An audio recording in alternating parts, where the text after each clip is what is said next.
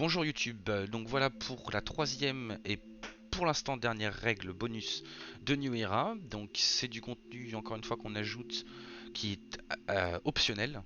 C'est pour donner un peu de piment au jeu et pour sortir un peu du j'attaque, j'esquive, je mets un coup, etc. Étant donné que c'est un univers de survie réaliste, pour certains joueurs la magie peut manquer, le fait d'avoir des super pouvoirs ça peut manquer aussi, mais c'est pas le but du jeu, donc on peut rajouter quelques coups spéciaux de manière à mettre un peu d'action et un peu de choses en plus ou du système de bonus, de buff, etc. Et donc c'est pour ceci que la, dans l'état nerveux toujours, l'adrénaline a été incorporée. Donc là par contre c'est une petite jauge qui dépendra donc du niveau des joueurs. Donc commenceront au niveau 1 à 2 et après ça augmente de 2 par niveau. Donc c'est une jauge qui se remplit uniquement en combat et qui après se vide à la fin du combat, qu'elle soit utilisée ou non.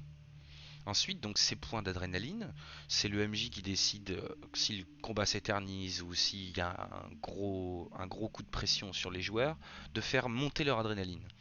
Donc après concrètement, comment est-ce que ça se matérialise? Il y a plusieurs utilisations. La première, c'est ce qu'on appelle la concentration. C'est par rapport à sa jauge d'adrénaline, si elle se remplit, le joueur va commencer à être un peu nerveux, à rentrer dans une certaine rage. Et donc, pour chaque point d'adrénaline, il peut booster son jet. Et pour chaque point d'adrénaline consommé, il ajoute 5% de réussite à son jet. Donc pour 2 points d'adrénaline, par exemple, pour un jet, une attaque, il va dire j'utilise mes 2 points d'adrénaline pour booster mon jet parce que je suis en difficulté, j'ai envie de réussir mon attaque, j'ai envie de réussir mon esquive ou j'ai envie de réussir un quelconque jet. Et donc ça va augmenter sa réussite. S'il a une compétence à 40, vous l'augmentez de 10, il devra faire 50 ou moins simplement. Ça le permet du coup, et il peut en utiliser un, deux, tout. Ensuite, l'autre utilisation, ce sera les capacités spéciales. Donc capacité spéciale, c'est ce qui pourrait être apparenté à de la magie dans d'autres univers, à des sorts. Donc après, c'est à charge du MJ d'inventer des choses, ou même aux joueurs s'ils ont des idées. Ça peut très bien être un bonus, un buff, comme on appelle, qui te permet d'avoir un bonus au jet, qui te permet d'avoir un bonus à l'armure, à la vitesse, ou les relances de certains jets, ou même éventuellement de l'esquive, ou ça peut être beaucoup de choses, et ça peut être aussi des coups dévastateurs.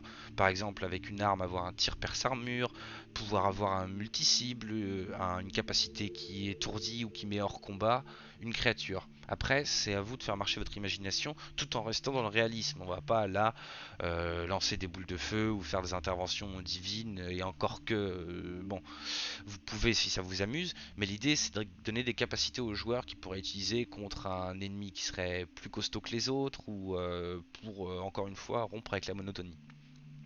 Ensuite, l'autre utilisation de l'adrénaline, c'est l'acharnement.